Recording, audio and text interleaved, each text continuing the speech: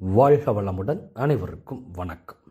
மைத்ர மூர்த்த நேரத்தினுடைய விளக்கத்தை ஏற்கனவே கேட்டவர்கள் இந்த மாதம் வரக்கூடிய மைத்ர மூர்த்த நேரத்தை பற்றி நீங்கள் தெரிந்து கொள்ளணும் அப்படின்னா கீழே டிஸ்கிரிப்ஷனில் லிங்க் கொடுத்துருக்குறேன். மறக்காமல் போய் அந்த லிங்கை கிளிக் பண்ணி அந்த டைம் ஃப்ரேமுக்கு இந்த மாதத்தில் வரக்கூடிய மைத்ர மூர்த்த நேரத்தை மட்டும் நீங்கள் கேட்கலாம். முதல்ல இருந்து கேட்கணும் அப்படிங்கிற அவசியம் கிடையாது. ஏன்னா ஒவ்வொரு வீடியோவிலையும் நான் இதை பற்றின விளக்கம் கொடுக்குறோம். ஏன்னா புதிய அன்பர்கள் இதை கேட்பாங்க அப்படிங்கிறக்காக விளக்கம் கொடுக்குறோம். ஏற்கனவே கேட்ட அன்பர்கள் நீங்கள் கீழே டிஸ்கிரிப்ஷனில் டைம் ஃப்ரேமில் இந்த மாதம் ஜனவரினா ஜனவரி மாதம், பிப்ரவரினா பிப்ரவரி மாதம் போட்டிருப்போம்.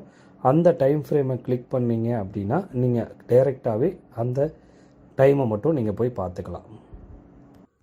மனிதனாக பிறந்த ஒவ்வொருவருக்கும் தன்னுடைய வாழ்க்கையில் பலவிதமான பிரச்சனைகள், நோய், கடன் சுமை, இப்படி கர்ம வினைகளினுடைய அடிப்படையில் ஒவ்வொரு மனிதனுக்கும் பல துன்பங்கள் வாழ்நாள் முழுவதும் துரத்தி கொண்டே இருக்கும். இப்படிப்பட்ட கர்ம வினைகளிலிருந்து விடுபடுவதற்கு நமது முன்னோர்கள், சித்த மகா புருஷர்கள் பல தாந்திரீக முறைகளை கொடுத்துட்டு போயிருக்காங்க. அதை பயன்படுத்தி நம்மளுடைய வாழ்க்கை பிரச்சனை அது எதுவாக இருந்தாலும் அதிலிருந்து நம்மால் மீண்டு வர முடியும். அப்படிப்பட்ட கர்ம வினைகளில் ஒன்றான கடன் பிரச்சனை.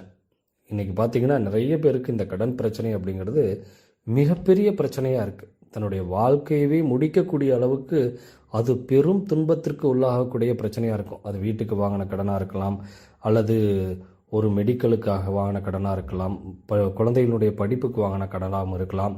இப்படி கடன் பிரச்சனை அப்படிங்கிறது அவர்களுக்கு மிகப்பெரிய ஒரு மன வேதனைக்கு உள்ளாகக்கூடிய ஒரு கர்ம வினைகளில் ஒன்றா இருக்குது. நீங்கள் பார்க்கலாம், சில பேர்த்துக்கு பார்த்திங்கன்னா ரொம்ப கடினமாக உழைப்பாங்க, அவர்களுக்கு எந்த விதமான செல்வமும் சேராது. சில பேர் சுற்றிக்கிட்டே இருப்பாங்க, வண்டியில் சுற்றுவாங்க, உல்லாசம் பயணம் போவாங்க, அவர்களுக்கு பணம் கொட்டி கொண்டே இருக்கும். அவர்களுக்கு திறமையோ அறிவோ அழகோ எதுவுமே இல்லாமல் இருக்கலாம், ஆனால் பணம் அவர்களிடம் சேர்ந்து கொண்டே இருக்கும். இன்னும் ஒரு சிலருக்கு வருமானம் நிறைய வரும், ஆனால் கூடவே கடன் சுமையும் பார்த்திங்கன்னா அவர்களிடமிருந்து பிரிக்க முடியாத ஒன்றா இருக்கும். எவ்வளவு வருமானம் வந்தாலும் கடன் சுமையும் அதற்கு ஏற்றாற் போல ஏறிக்கொண்டே இருக்கும். இப்படி ஒவ்வொரு மனிதருக்கும் பலவிதமான பிரச்சனைகள் இருக்குது. அதுவும் இந்த கடன் பிரச்சனை இருக்குது பார்த்தீங்களா, இந்த கடன் பிரச்சனையிலிருந்து விடுபடுவதற்கு நமது சித்த மகா புருஷர்கள் கொடுத்தக்கூடிய ஒரு அற்புதமான ஒரு நேரம்தான் மைத்ர மூர்த்த நேரம். இந்த மைத்ர மூர்த்த நேரத்தில் நீங்கள் அதை சரியானபடி நீங்கள் பயன்படுத்தினீங்க அப்படின்னா உங்களுடைய வாழ்க்கையில் மிகப்பெரிய ஒரு மாற்றத்தை நீங்கள் எதிர்பார்க்கலாம். இந்த மைத்ர மூர்த்த நேரத்தில் உங்களுடைய கடன் சுமை, அது எவ்வளோ பெரிய கடன் சுமையாக இருந்தாலும் அது முற்றிலுமாக அழிந்து ஒரு செல்வ செழிப்பான வாழ்க்கையை உங்களுக்கு அளிப்பது என்பது உறுதி. இந்த மைத்ர மூர்த்த நேரத்தை நம்ம எப்படி பயன்படுத்தணும், என்னென்ன வழிமுறைகளை எல்லாம் பின்பற்றணும், அதை பற்றின ஒரு தெளிவான விளக்கத்தை, மிகச் சிறப்பான ஒரு தெளிவான விளக்கத்தை நம்ம இந்த வீடியோவில் நம்ம பார்க்கலாம். நிறைய பேர் இந்த கேள்வியை கேட்குறாங்க.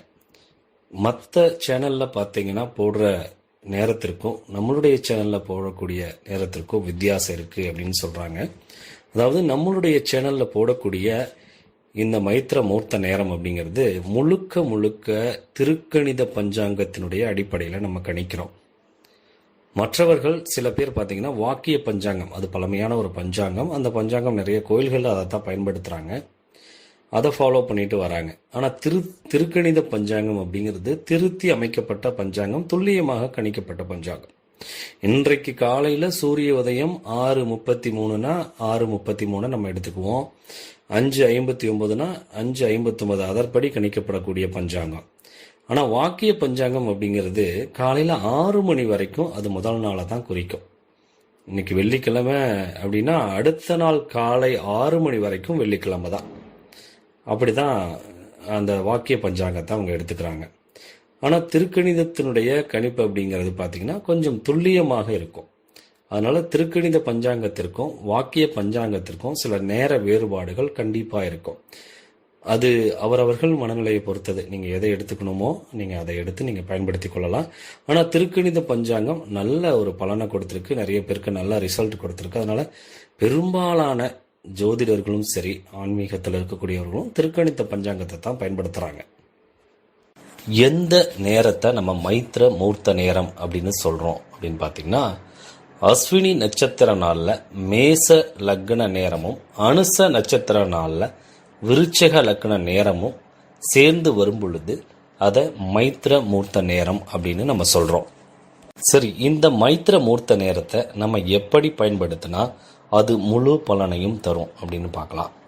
இந்த மைத்திர மூர்த்த நேரத்தில் நீங்கள் வாங்கிய கடன் அது எவ்வளவு பெரிய கடனாக இருந்தாலும் சரி, அந்த கடன் முழுவதுமாக அடைவதற்கு அந்த கடனில் ஒரு சிறு பகுதியை நீங்கள் கொஞ்சம் தொகையை எடுத்து அந்த நேரத்தில் அந்த கடனை நீங்கள் அடைக்கும் பொழுது மிக விரைவாக அந்த கடன் அடைபடுவதை நீங்கள் அனுபவபூர்வமாக பார்க்கலாம்.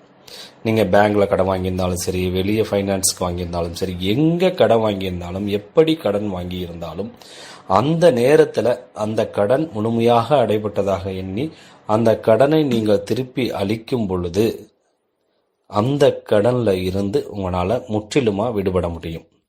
அந்த கடன் தொகையை நீங்கள் கொடுப்பதற்கு முன்னாடி உங்களுடைய வீட்டிலேயோ அல்லது வெளியில் போகும் பொழுது உங்கள் தெருவோரங்களில் இருக்கக்கூடிய ஒரு சின்ன கோயில்களிலேயோ அல்லது கண்டிப்பாக விநாயகர் கோயில் எல்லா இடத்துலையும் இருக்கும்.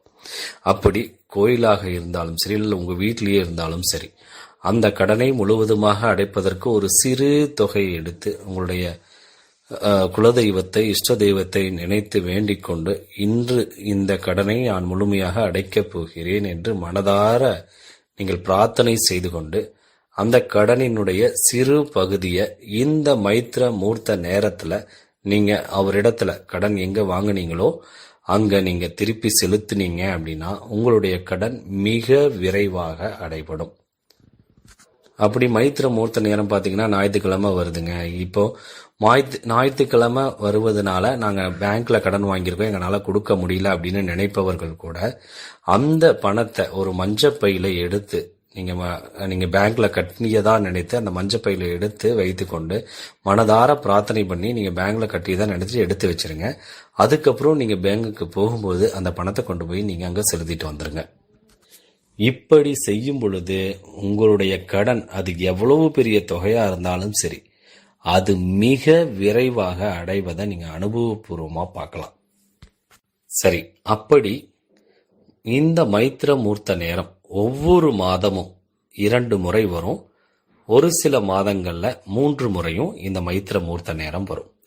இந்த மைத்திர மூர்த்த நேரத்தை நீங்கள் சரியாக வாழ்க்கையில் பயன்படுத்தி உங்களுடைய கடன் கர்ம வினையிலிருந்து முற்றிலும் வெளியே வாங்க. உங்களுடைய வாழ்க்கை ஒரு செல்வ செழிப்பான ஒரு அற்புதமான வாழ்க்கையாக மாறும் என்பது உண்மை. இந்த மாதம் வரக்கூடிய மைத்திர மூர்த்த நேரத்தை நம்ம பார்க்கலாம். மார்ச் மாதம் வரக்கூடிய மைத்திர மூர்த்த நேரத்தை பற்றி பார்க்கலாம். மார்ச் மாதத்தில் 2 மைத்திர மூர்த்த நேரங்கள் இருக்குது. ஒன்று பார்த்தா மார்ச் 9ஆம் தேதி 2026 திங்கட்கிழமை மாசி 25ஆம் நாள் அனுஷ நட்சத்திரமும் விருச்சக லக்கணமும் கூடிய அற்புதமான சுபதினத்தில் இரவு 10:30 மணி முதல் அதிகாலை 12:36 மணி வரைக்கும் இந்த மைத்திர மூர்த்த நேரம் இருக்குது. அடுத்ததாக மார்ச் 21ஆம் தேதி 2026 சனிக்கிழமை பங்குனி மாதம் 7ஆம் தேதி அஸ்வினி நட்சத்திரமும் மேச லக்னமும் கூடிய சுபதினத்தில் காலை 7:41 மணி முதல் காலை 9:23 மணி வரைக்கும் இந்த மைத்திர மூர்த்த நேரம் இருக்குது. இந்த வீடியோ உங்களுக்கு பிடிச்சிருந்தா லைக் பண்ணுங்கள், மற்றவர்களுக்கு ஷேர் பண்ணுங்கள். ஏன்னா மற்றவர்களுக்கு நீங்கள் ஷேர் பண்ணும்போது இதன் மூலியமாக யாராவது பயனடைந்தார்கள் என்று சொன்னால் அவர்களுடைய கர்ம வினையை போக்கி நீங்கள் புண்ணியத்தை பெற்றுக்கொள்கிறீர்கள். அதனால் நல்ல விஷயங்களை ஷேர் பண்ணுங்கள், மற்றவர்களுக்கும் உதவியாக இருக்கும். நன்றி. வாழ்க வளமுடன்.